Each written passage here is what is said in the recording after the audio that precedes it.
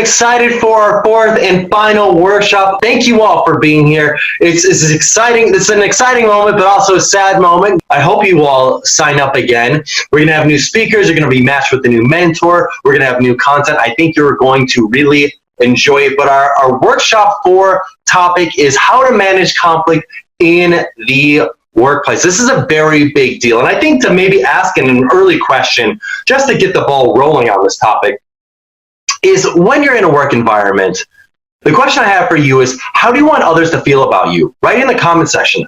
I love to learn about it, because what's so critical is the intentionality that we have about how others feel about us. I think so often when we're in a stressful work environment, we think about blaming other people. We think, well, XYZ person wants to sabotage me. They're always trying to undercut me or undermine my work, or they just do these things just to frustrate me.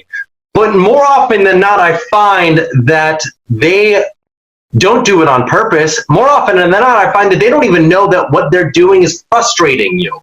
And so what I really want to open up for in terms of this conversation, this question, is how do you want other people to feel about you?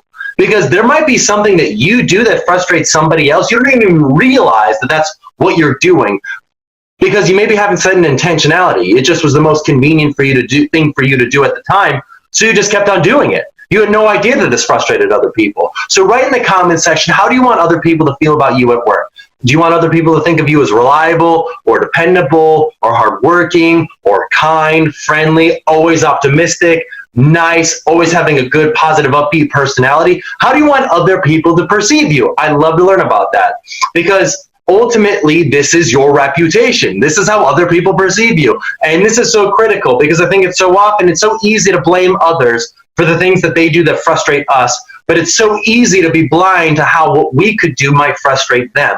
So if we can set an intention for how we want other people to feel about us, if we think about that every single morning when we go into work, our likelihood of actually fulfilling and embodying that persona, that person, increases substantially. So I want to ask the question, how do you want other people to feel about you at work?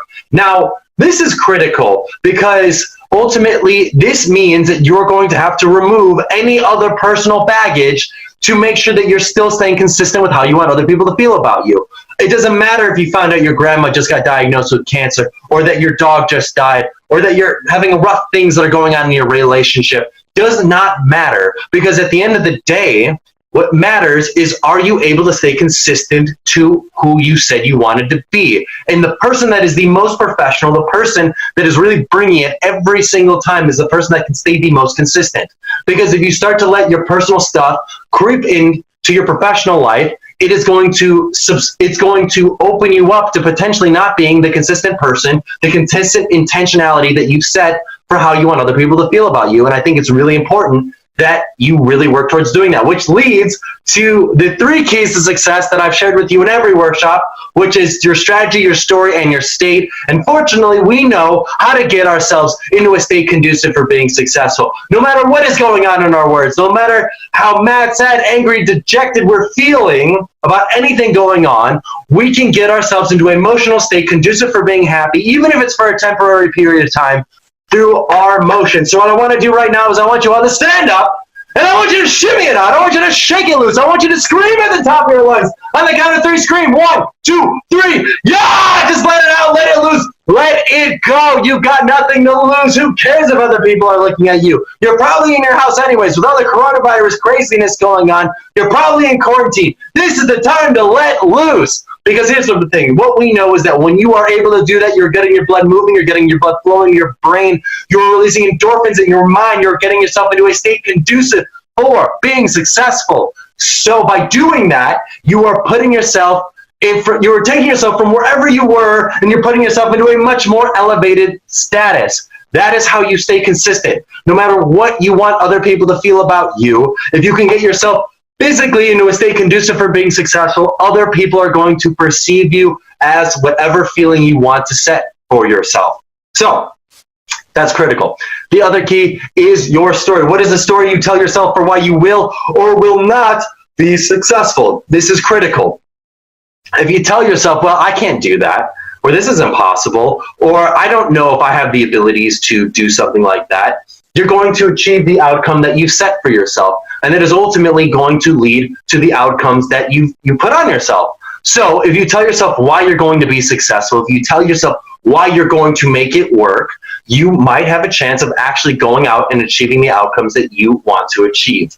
Now, the last key is your strategy. What are the things that you can do on a daily basis to get yourself there? So maybe if you think to yourself, how do I want other people to feel about me? Maybe if it's to be kind. What can you do that's really kind on a daily basis to really reinforce that feeling you want other people to feel about you? If you want other people to feel that you are hardworking or confident or reliable, what can you do on a daily basis that will embody, that will reinforce you being kind, hardworking, or confident, or reliable? What are those things that you can do to set yourself up for success? That is your strategy. Those are the things that you can do on a regular basis. Now, the reason why this all relates to conflict management in the workplace is because these intentions about how we want other people to feel about us is critical to what we actually manifest at work. Now, it's so easy to get into a rut. It's easy to get frustrated. It's easy for us to blame other people for our problems. But here is a great way. This workshop on conflict management is a great tool for you to leverage to help you overcome a lot of the issues that you've got and that you've essentially had for yourself at work. One of the biggest things that I'm a big believer, I'm a huge proponent of, is this concept called this concept called observation, feeling, need, request. This is the key to nonviolent communication, which you might think, I'm not getting violent in the workplace. That's okay. But what I've observed is that this is one of the best ways to totally diffuse a situation. Whether somebody gives you a snide comment at work that you just didn't appreciate, or somebody made an action that you felt like just didn't respect you, or your time, or your abilities, or that overall just frustrates you.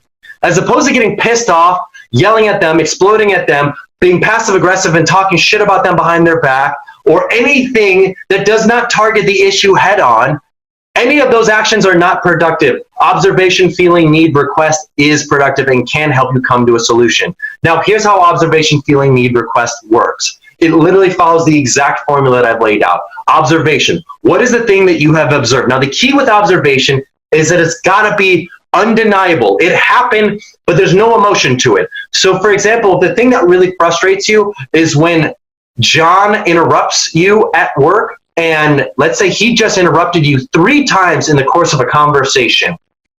You can say, hey, John, I was hoping that we could chat for a minute. John says, yeah, sure, what's going on? You say, hey, so one thing that I observed is that in the course of this conversation, you interrupted me 3 times.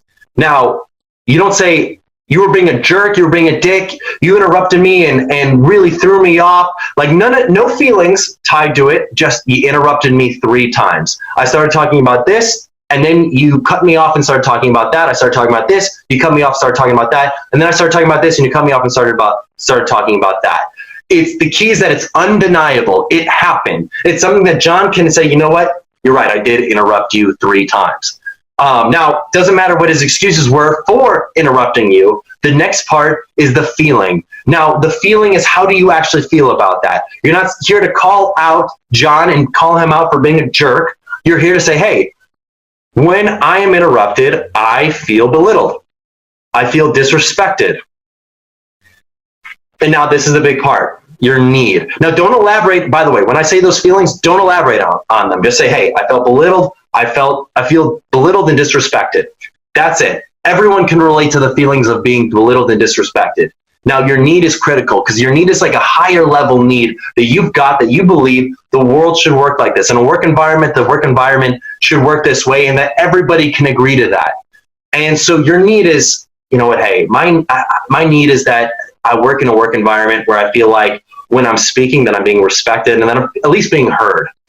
And now that's critical. If you put that out there, John can probably agree to that. The last part is request. Now, what is a request that you can make to John so then he can start to take action that ultimately it can formulate change? Now, you don't want to make it something that's concrete. You don't want to say, hey, my request is that you never interrupt me again.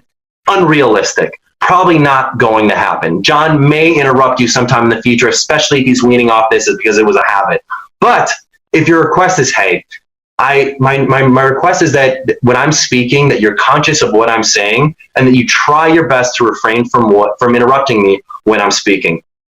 That's a very fair and valid request. John can probably agree to that because you're not asking for too much. You're just asking for him to be conscious of it. So that is how observation, feeling, need request works. It ultimately just lays out exactly what the thing that happened was, how you felt about it, without calling out John or calling out the other person or talking about how bad of a person they were, sharing what your need is and your request for how they can implement that for the future. That is critical.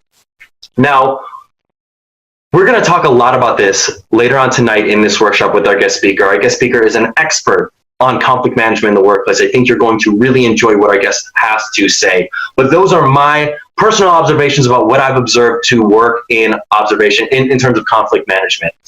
The last thing that I want to share before we jump into our guest speaker is this importance of teaching somebody else something that you've learned. One of the things that I've observed is that when people go through this workshop, when people go through this program, 20 is the magic number. If you tell 20 or more people about something you learned in this program, by the way, it doesn't necessarily need to be that you taught them a full seminar. It could be that you mentioned to your significant other or a friend, a peer, a colleague, hey, I learned about this thing called observation, feeling, need, request in Ambition and Emotion Workshop. That could be it. We know that when people tell 20 or more people about something they learned, anything they learned in this program, their likelihood of achieving their professional goals increases exponentially. And the reason why is because teaching something to somebody else reinforces that information in their mind. And so by doing that, by telling 20 or more people, the likelihood that this is going to stick, the likelihood that you are going to apply it in your professional environment, and the likelihood that you're going to achieve the professional goals that you've set for yourself, because that's been such a big focus of this program, increases exponentially. So what I would love for you to do after this workshop is to find somebody that you can teach something that you learned from this workshop this evening. I think that will really help reinforce what you're learning in this program, really help you make the most out of this experience. I'm so excited to dive into our guest speaker this evening. I really hope that, and I really encourage you to participate in the program. You're going to get a new mentor. We're going to have new content. We're going to have new speakers. I think you're really going to enjoy it. This has been a pleasure working with you all, and I look forward to the next steps. I'm so excited to dive into another workshop. We're here to talk about how to handle workplace conflict, because ultimately we recognize that whether you are about to start your career or you've already started your career, workplace conflict is inevitable. You're going to run into conflict with some person or some team or some boss or some diagonal boss or skip level manager or some other organization within your organization. Conflict happens all the time. Now, I want to preface this entire interview by saying that I personally believe, and some people may disagree with me, but nobody comes to work thinking that they're trying to sabotage your day. More often than not, I would care to argue that workplace conflict stems from a place of people doing what they thought was the right for themselves in that moment and not being conscientious of your feelings or how it would impact you.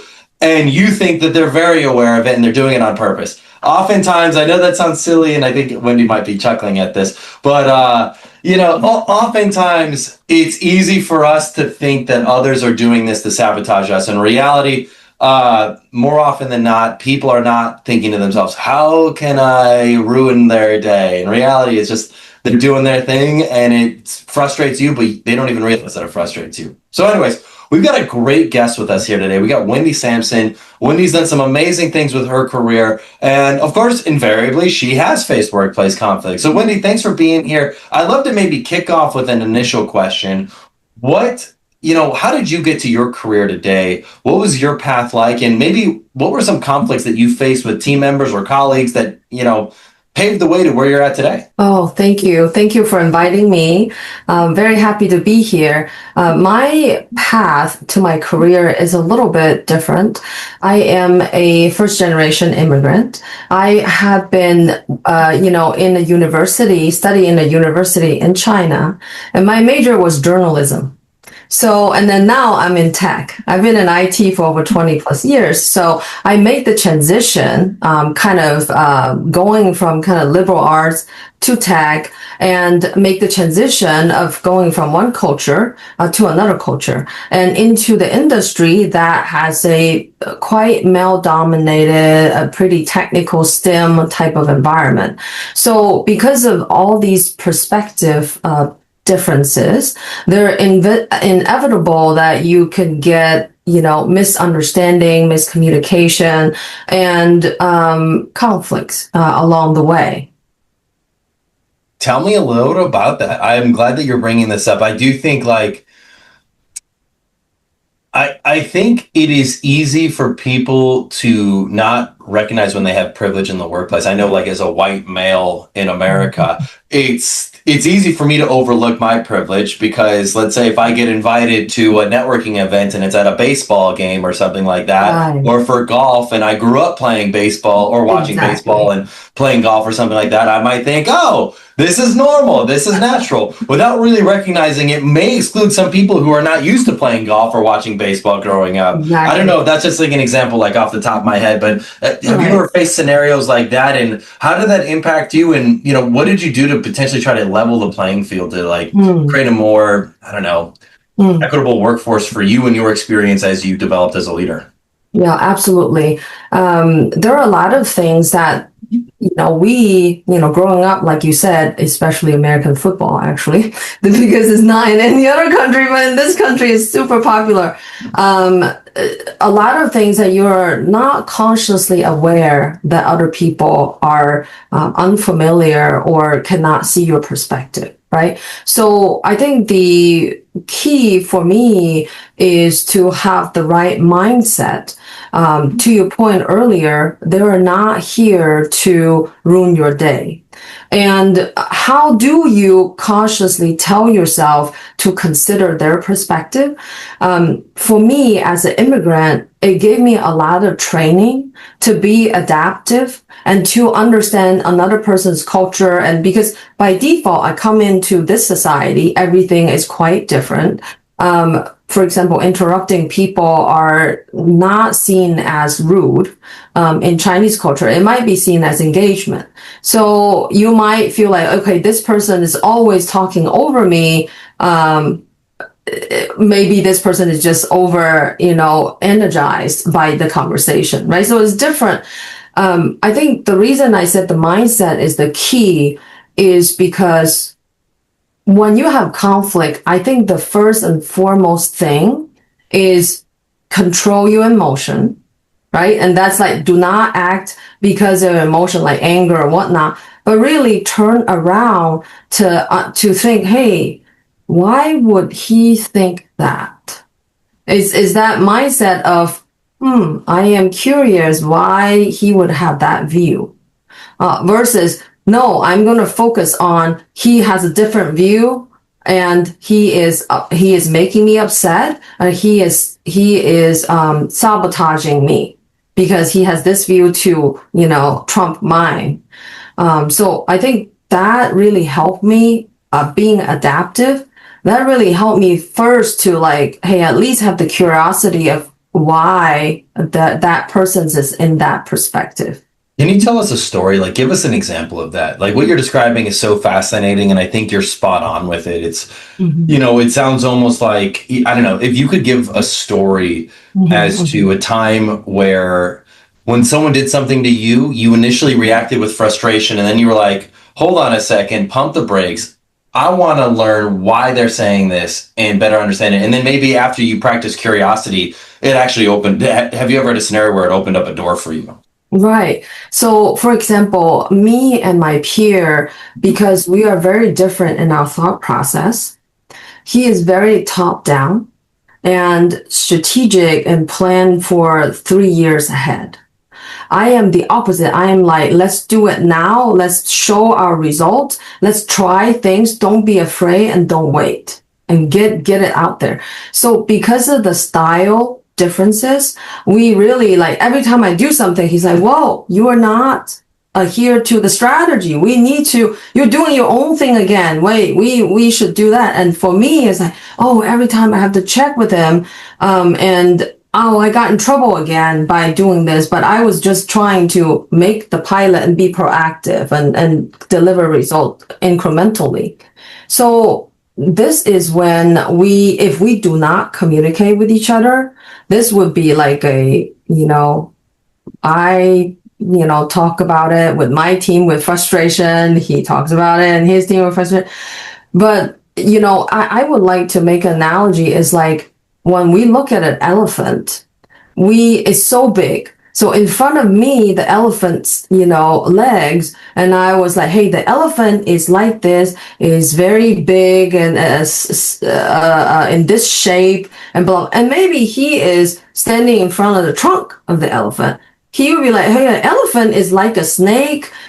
So everybody's seeing the same thing in a different angle. So you really you see it eye to eye. And then if you start arguing, that's the problem. But what I did was like, we really have very good, honest conversation. And then he's like, how are your stuff that you're doing is not a duplicate. It should be in the, grand vision or whatever. And you're doing a parallel track of a little, right? So, and I explained to him why. I explained to him how can we merge. I explained to him why we do it now. So basically describing my view of the elephant to him. And then so this is important. So you need to take the initiative and walk over to the trunk of the elephant and look at the trunk with him and say, oh, you're seeing this. And then he come in and look at, so if you can do this walk, meaning with the communication and the willingness to change perspective, usually at workplace, you can figure something out. Because at workplace, it's not like, hey, Romeo and Juliet, you kill my father or what. I mean, there's nothing like that. If you can reason with the guy, it will be fine. It will be fine. So. I love this story, and I like this analogy of like taking different angles of looking at an object, whether it be an elephant or any other object. But let me ask the students a question real quick. Students, post in the comment section.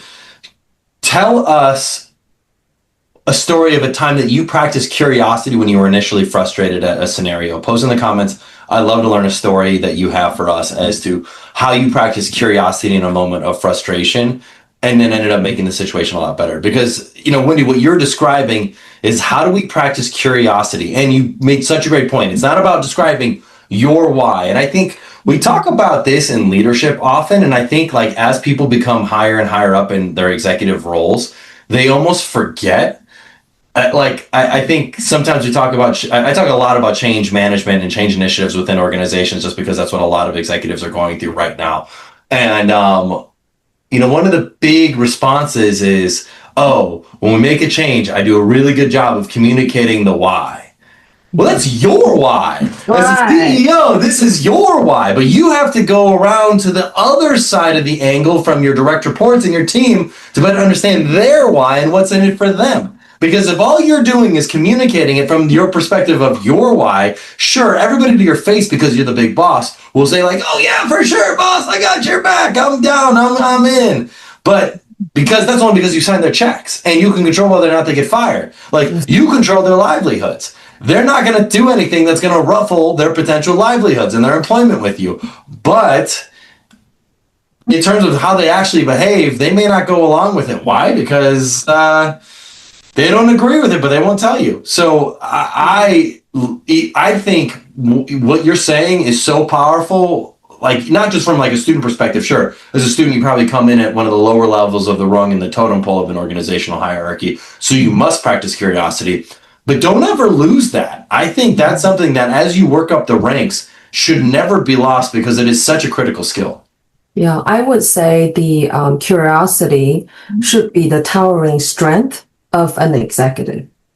I would go as far as that it would help you other than these understand others and their incentive and perspective, and not just that what they see, but also why is that motivating to them? What is their incentive to see the trunk instead of going to your angle to see you, right? So understanding that, but also to curiosity, also make you innovative, also make you learn more and understand the underlying logic of problems. These are all very, very important, no matter what type of level you're in, right? So, yeah. I'm reading a book right now, and I think it's very much in line with this, because there's like there's two sides of the sword. There's one side of practicing curiosity. The other side, don't complain and don't gossip about it. Like, no politicking. That's something that's also really, really critical. I'm listening to this audiobook right now, and the author talks about, like, at the end of the day, when it comes to effective decision making and identifying different perspectives and angles, you state your case once. If you repeat yourself, you're politicking. And politicking is not conducive to healthy dialogue as to what behavior one should go forth with next. Because if you repeat yourself, you are assuming that no one else is listening. And so therefore you need to reiterate yourself to help people hear it the way you need it to be heard. But at the end of the day, if you trust your people are actively listening to what is being said from a communal standpoint, which ideally in a respectful workplace, everybody is, you only need to say it once. And also repeating yourself also reflect how you are unsure. You're kind of like, it also kind of, it's not good for your presence, if you will, or command presence. I also want to say that the empathy part, understanding, you kind of nailed it earlier. Understanding why they see things this way is really the key to resolving conflict. And also, all my direct reports, they know something about me, is that I get really excited if they come with a opposite or negative comment about something I want to push out, or I want, something I believe in. And because either they are telling me gaps I'm not aware of, and then they also trust me enough to communicate that to me. I often reward people having opposite view as myself. I often reward that behavior. Because think about it, if you're a student, whatnot, of course, it might not be me and my direct report, whatever, you might be peers. But the fact that, having a feedback that unexpected feedback, that's always a great opportunity for you to see a different perspective, right? So, and I see it as opportunity versus a frustration. What is the best way to receive feedback and give it? What is it? For me, what I told people who work with me is that if you agree with everything I'm saying or doing, there's no point for us to have a conversation, right? If you are giving me my gaps or say, hey, this wouldn't work, then you are helping me to, so to your point about feedback, is that you always see that as a gift. And this comes in with the Asian culture. We grew up receiving negative feedback on a daily basis from our parents. We almost equate negative feedback to being love. So we feel like if you care, you are honest to us, then you will tell us what we can improve, because it's an ugly truth, and only people who care about us and close to us would give us that feedback. Other people just fake it and say, oh, you look great, yeah, this look great, this project is fine, I'm happy for you, and everything's right. So we actually, for culture and for my own just preference, I really enjoy receiving negative feedback, or not saying it, constructive feedback, and act on it to make myself better. This requires you to have a strong core and not to question yourself I'm not good enough. Don't go that route. Yeah. That's really fascinating. I'm really glad that you bring up cultural differences, because I do think there's a big conversation point in and of itself. Because I think I'll just say it. I think in American culture, we're maybe potentially coddled a bit in terms of the feedback we get. It's everything's a gold star or a blue ribbon. Everyone gets a trophy. And I don't get me wrong, I'm a big fan of positive reinforcement, but I also am a fan of getting realistic feedback so we can also make improvements. So if I am an American person going into a work environment, and let's say someone like you is my boss, first generation, American from China or from anywhere in Asia for that matter, and your feedback to me is maybe a little blunt, a little direct, I might be like, dang, Windy is a jerk and she hates me and she doesn't like me and she's mean and all these sorts of things. How do you educate yourself on cultural differences in the workplace and practice curiosity when like the feedback seems like, oh, this person just hates me? This is a great question. To me, at first in the workplace, I was very direct and quite blunt, but not, we also have been taught to be very humble and all that, right? And not to like, be too blunt. But what I think works is your genuine interest of this person. And it does shine through. You do care about whether this person could do well or not. And your where you're coming from is trying to develop this person. And your kindness, I always believe clarity is kindness. You have a good heart and you are transparent and you clearly, with data and example, tell this person the feedback in a very respectful way, then I think it will be, what is it called? Candid, what candor? Candor, yeah. Yeah. So I think that is the best way. I think being authentic and being kind is your bottom kind of, is the context of everything. And then you provide good examples and then say, this is the feedback.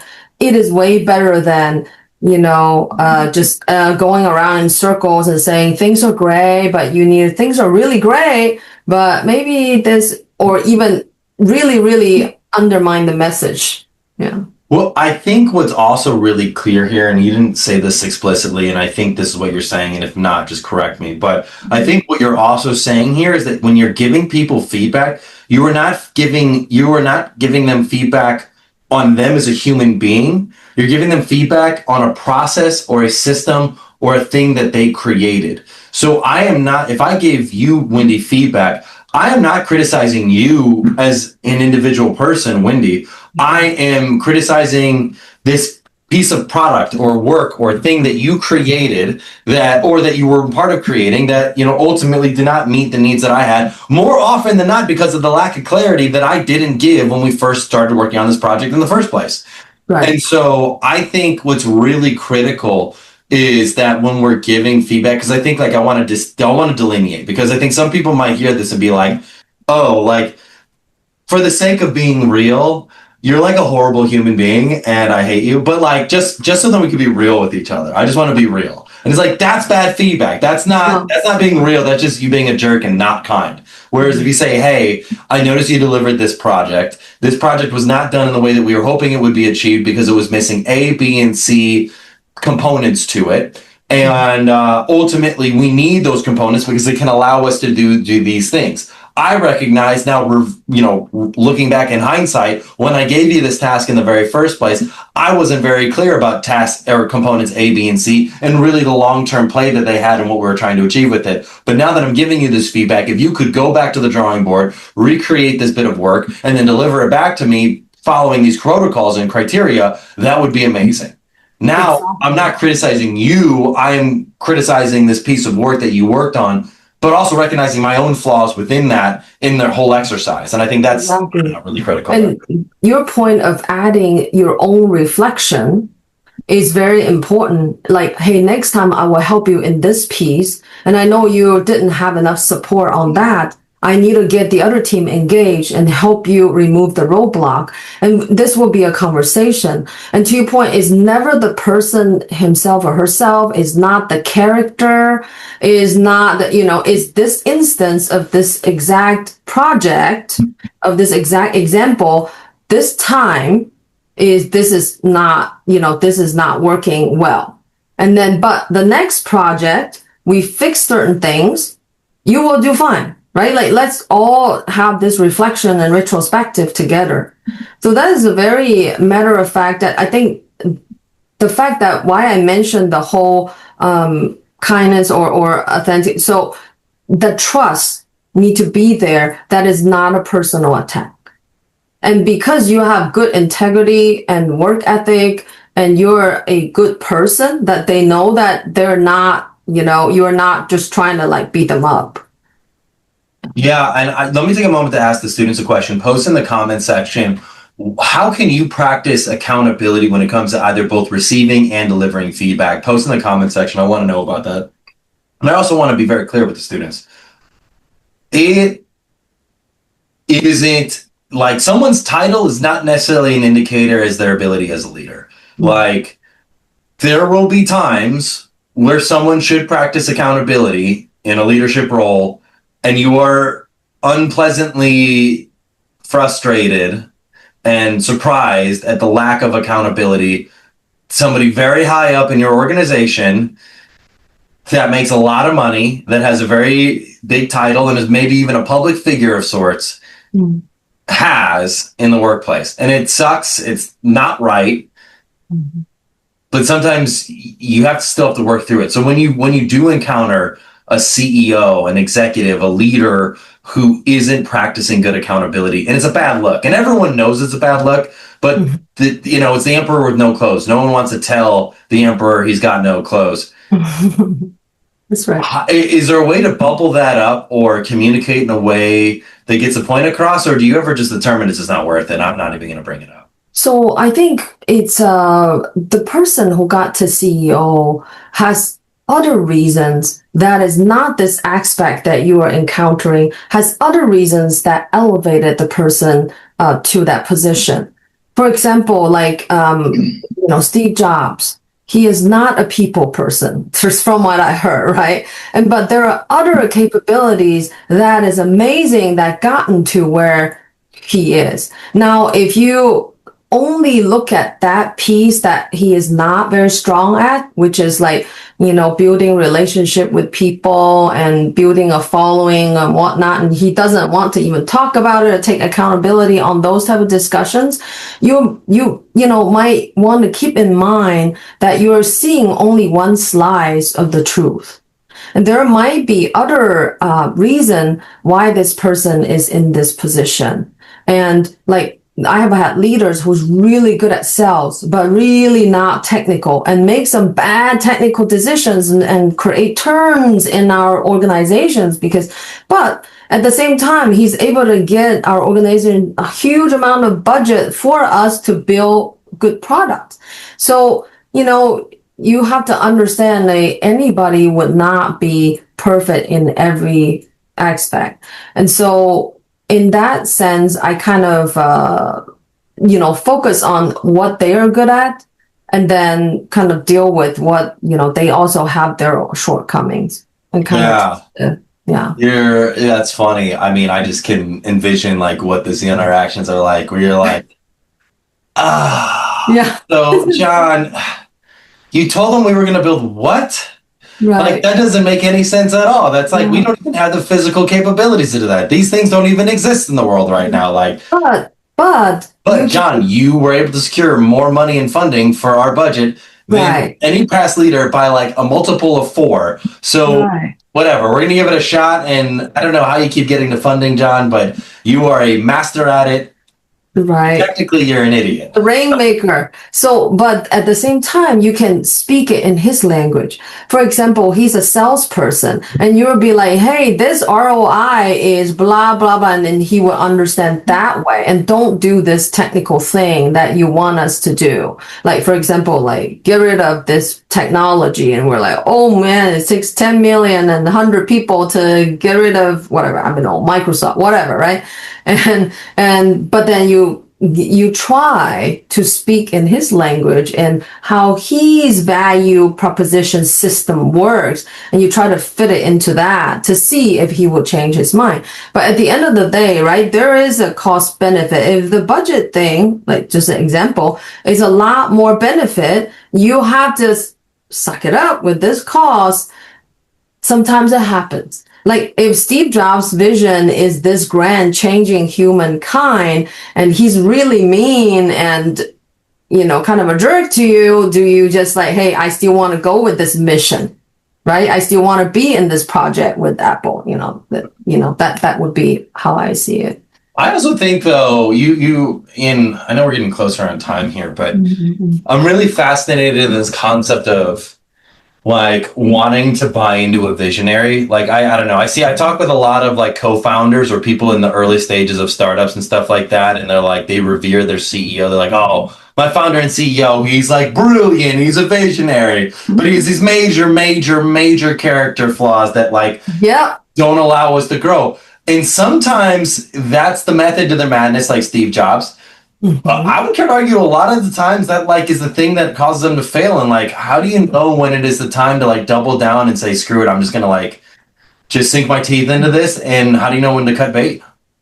Yeah, I think one thing that is really big for me is like there is a line, right? Like there is a line, for example, either ethically and people parted with Steve Jobs is like, hey, I don't think I could, or Elon Musk of how they're treating people. And if that cross your line, you part with it. It's really a very personal decision. People's tolerant level is different.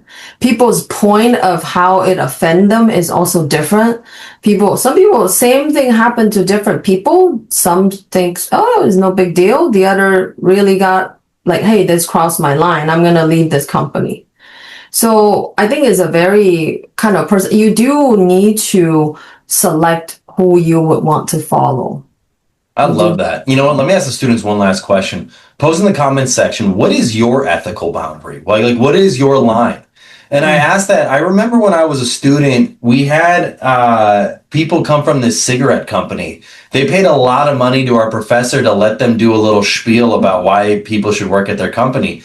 And I raised my hand. I was like, y'all sell cigarettes. Like cigarettes kill people. What are you like?